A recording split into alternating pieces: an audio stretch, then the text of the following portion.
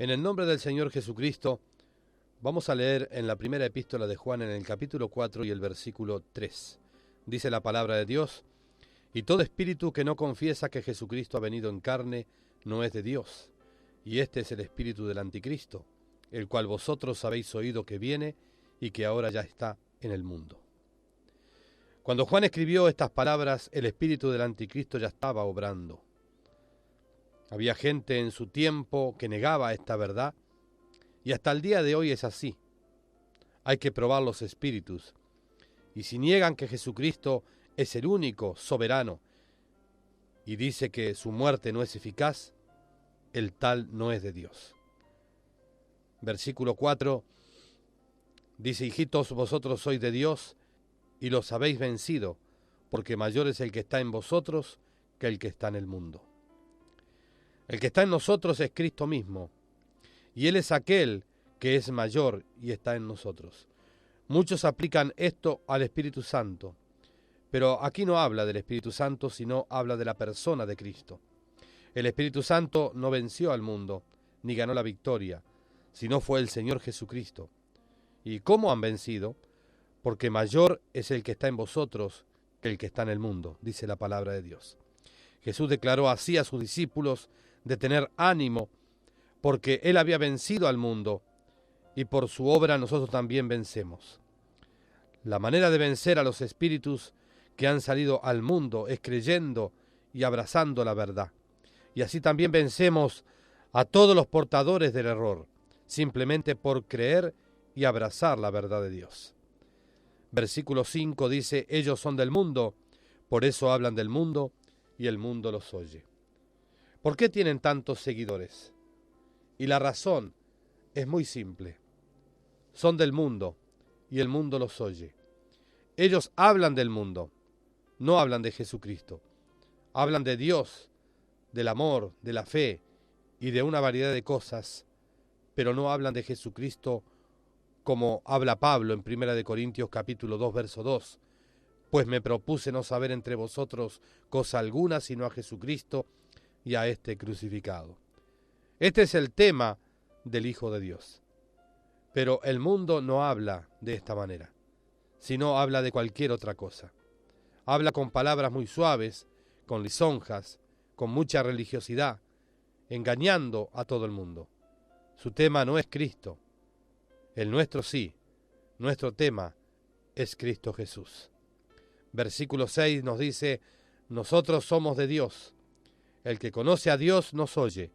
El que no es de Dios no nos oye. En esto conocemos el espíritu de verdad y el espíritu de error. Queremos desanimarnos porque no nos prestan atención mucha gente. Pero el que es de Dios nos oye. El que no, seguramente que no nos va a oír. Difícilmente convenceremos a unos, porque no son de Dios y no van a oír, pues no prestan atención a la palabra de Dios. La palabra nos dice que nosotros somos de Dios, y el que conoce a Dios nos oye, y el que no es de Dios no nos oye. En esto conocemos el espíritu de verdad y el espíritu de error. Tenemos que probar esta porción de Escritura. Los versículos 1 al 6 de este capítulo nos hablan de que tenemos que probar a los espíritus. Nos habla de tener discernimiento, no de aceptar cualquier persona. Hay muchos que tienen mucha apariencia y podemos engañarnos fácilmente por la apariencia. Pero debemos probar a los espíritus para saber lo que son. Por eso necesitamos discernimiento. Versículo 7 dice el apóstol Juan: amados, amémonos unos a otros, porque el amor es de Dios. Todo aquel que ama es nacido de Dios y conoce a Dios. Lógicamente el tema de estos versículos es el amor. En su epístola él toca varios temas, pero siempre vuelve a tocar el tema del amor. El amor es la característica sobresaliente, no solamente de Dios, sino también de sus hijos. Está dando aquí, como vimos antes, un mandamiento: amados, amémonos unos a otros. Este es un mandamiento en su manera de expresar. Estos mandamientos no son como los mandamientos fríos del Antiguo Testamento, sino simplemente acá está dando mandamiento a lo que realmente el nuevo hombre quiere hacer, porque el amor es de Dios. No habla de una afección o de un cariño natural, sino lo que es divino, porque dice que es el amor de Dios. Todo aquel que ama es nacido de Dios y conoce a Dios. Todo aquel que ama conforme a la palabra. El ser humano también ama, pero no es la forma en la que la palabra nos muestra. Versículo 8 dice allí: el que no ama no ha conocido a Dios, porque Dios es amor. Aquí, como en el versículo 16 de este capítulo 4, vemos que el amor es la característica sobresaliente de Dios. Podemos decir que Dios es misericordioso, pero no que Dios es misericordia. Que es bondadoso, pero no que es bondad. Pero la palabra declara firmemente que Dios es amor. Es su característica y Él es la fuente de ese amor. Dios nos muestra su amor, derrama su amor en nuestro corazón por el Espíritu Santo. Pero por sobre todo esto, Dios es amor. Conocer a Dios es conocer el verdadero amor. Por eso Juan lo da como un ejemplo aquí, dando a entender que si realmente conocemos a Dios, es por el amor. Al conocer a Dios, conocemos el verdadero amor. Este amor es tan diferente de lo que conocemos en lo natural. No negamos que hay amor en el ser humano. Lo que decimos es que no es el verdadero amor, de lo cual habla la palabra aquí. El amor se muestra en acciones, no en palabra.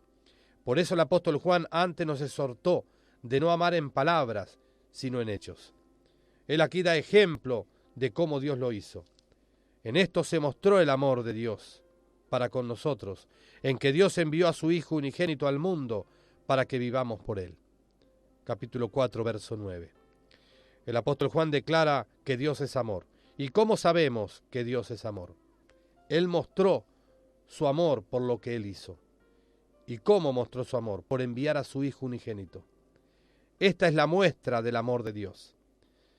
En el Evangelio de Juan, en el capítulo 3 y el verso 16, declara: porque de tal manera amó Dios al mundo, que ha dado a su Hijo unigénito para que todo aquel que en él cree no se pierda, mas tenga vida eterna. De esta manera amó Dios. Si Dios no hubiese mandado a su Hijo, ¿cómo sabríamos que Dios realmente nos amó? Pero Él mostró su amor. Ahora Dios podía haber enviado a un ángel o a cualquier otro hombre, tal vez importante, pero ninguna de estas cosas hubiese expresado el verdadero amor de Dios. Pero Él expresó su amor mandando a su unigénito Hijo, y en esto se mostró su amor. Cualquier otra cosa menor no sería la muestra de su amor, y esto es para que vivamos por Él. No podemos conocer a Dios sin conocer el amor. Verso 10 nos dice: en esto consiste el amor, no en que nosotros hayamos amado a Dios, sino en que Él nos amó a nosotros y envió a su Hijo en propiciación por nuestros pecados. Este versículo nos ayuda a comprender qué es el amor. Como seres humanos tenemos dificultad de comprender realmente qué es el amor. Aunque el hombre habla mucho de amor, nuestro amor a Dios no es la verdadera definición del amor, simplemente porque nosotros, cuando amamos a Dios, estamos respondiendo a un amor que nos ha sido mostrado antes. Aún en lo natural amamos a aquellos que nos muestran amor. Pero esto no es el amor de Dios. ¿Pero qué es el amor? ¿Cómo sabemos en qué consiste? Juan, en el versículo 10 del capítulo 4, nos explica en detalle y dice: en esto consiste el amor. ¿Cuándo nos amó a nosotros? ¿Antes de ser salvo o cuando aún éramos pecadores? Cristo murió por nosotros cuando aún éramos pecadores, y este es el amor del cual el ser humano no sabe nada. Comprendemos que podemos amar a quien nos ama, pero solo el amor de Dios nos da la capacidad de amar a nuestro enemigo. La ley nos exhorta a amar a nuestro prójimo, pero se supone que no es a nuestro enemigo, sino solo a nuestro semejante. En cambio, en el Nuevo Testamento nos exhorta a amar a quien nos persigue y a quien nos maltrata. Esto es el amor de Dios. cuando éramos enemigos de Dios, cuando no queríamos saber nada de Dios, Él nos amó. Que Dios les bendiga muy ricamente.